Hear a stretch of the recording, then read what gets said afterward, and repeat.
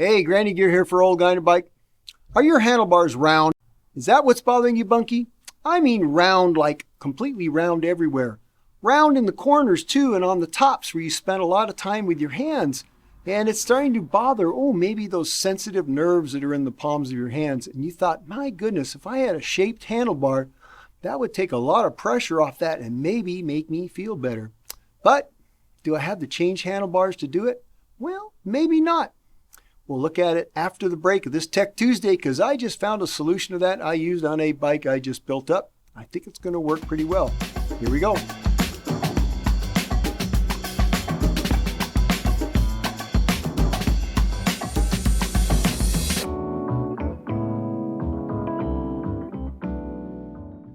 Now, shaped handlebars. I don't know if that's a new thing or not. I don't really remember it being out there. For the most part, handlebars were pretty much one diameter, round, all the way from the stem to the very little curly ends of them.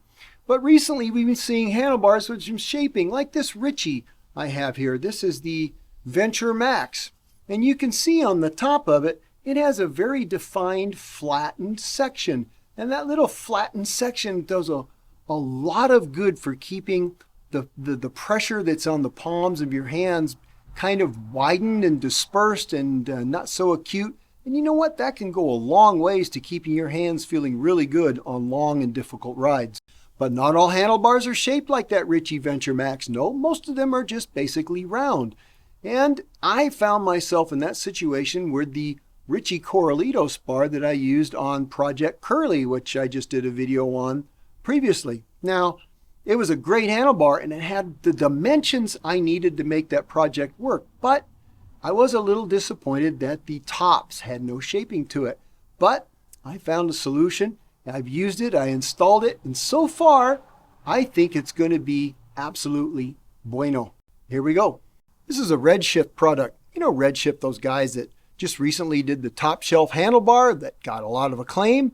And of course the suspension stem and the suspension seat post that I use on pretty much everything that's gravelly in my life. Well, they have the cruise control drop bar grip system. It consists of a top grip and a bottom grip, or I think they call it a drop grip, something like that. Let's take a look at the box it comes in and what's inside. All right, well, let's take a look at what we have here. What's in the box? So we see Redshift cruise control drop bar grip system. This is the drop grip plus top grip. You can get these separately, either just the drop grip or the top grip, but in this case, this is the combo box. Let's see what's inside. We open it up. On the left here, we have the drop grip. You can see we got a couple kind of your standard little bar plugs, and we got a couple of the shaped drop grips here. We'll get them out of the sticky little bag. That looks like instructions. Instructions are always good. And then we have two of these shaped grips here. We have a right and a left. You can see they have the little clamping for a collar, you know, like most grips are these days. And that would give you that shape that you see in the like on the website.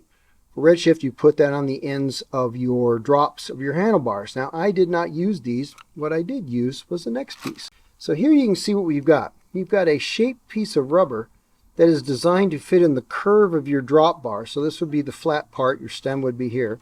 The curve of the handlebar going out toward your controls. We have a left, a right piece. We also have some fiber reinforced strapping tape here, a little bit of that.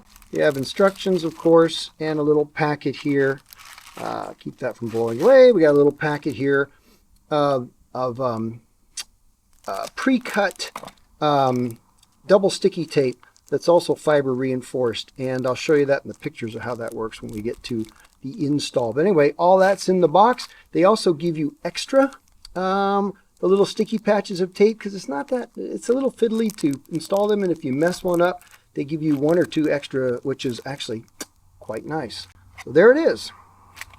Everything you need to get some shape on your handlebars. So I went to install it. Now, installing it really wasn't terribly difficult. I followed the instructions, and the instructions are very well done.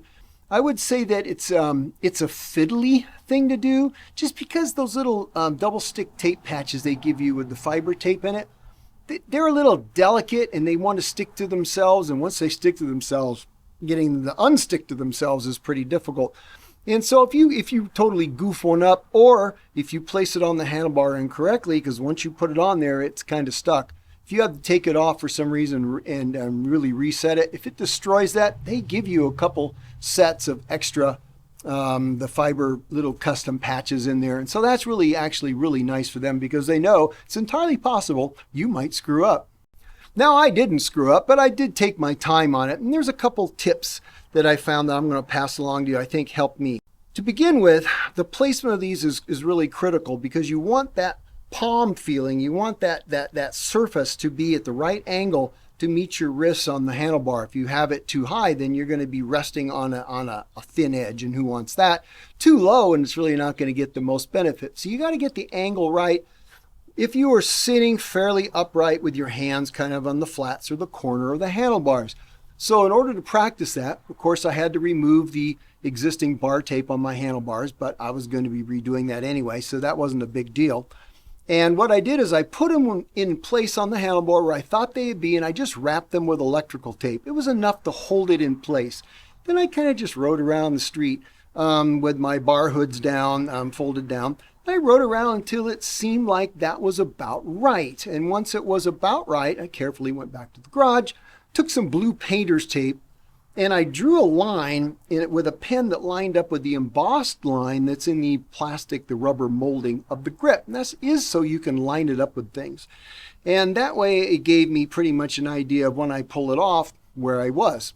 And I matched it to the left side, to the right, so they were about the same, basically the same angle and whatnot. And then I was pretty much had that part figured out. And then the rest was really fairly easy. I just followed the instructions. I was very careful. I actually didn't mess up any of the little sticky pads, but I can see how you could. But it really wasn't too bad. I followed the instructions, held it in place, and did all that. Now, one thing that I did do before I wrapped my handlebars, okay, now also you're going to have control cables and hydraulic brake cables depending upon, you got 2x or wireless or what. In this case, this is mechanical shifting 1x, so I had one shifter cable, 2 brake cables to deal with. I really didn't want my housings and cables, etc., to be underneath the fiber reinforced tape that you eventually wrap over your grip, over the top grip. So once you wrap that over that, I didn't really want to disturb that grip unless I absolutely had to remove it to take it off. But I didn't want to do that if I just need to change, gear cable or something. So I put the grip on first with the sticky pads, and I did the wrap. You'll see in the instructions, I did the wrap of the tape. And then I went back and I placed all my cables and housings, and I wrapped them with, the electrical tape like you normally would if you're going to wrap it to a handlebar. Then that way I can remove all those things without disturbing the grips. And then I just wrapped it with bar tape, just like you would. So how has it been on the trail? Well, so far so good. I've only had a few brief rides, but it feels really good. It is absolutely that wide, dispersed, nice feeling in the palm of your hand where you don't have that round thing beating you up. And I think that's going to be really good. They seem like they're going to stay in place. They don't feel like they're moving. Now time will tell, but I'll let you know if I have a problem with them. But so far, I think the Top Grip system really made the difference for me for that Corralitos bar. Anyway, just a real quick Tech Tuesday for you guys, because if your bars are too round and that's what's got you all bummed, well, I just solved it for you. All right, guys, that's it for now. You guys have a great weekend or weekend. Go ride your bikes.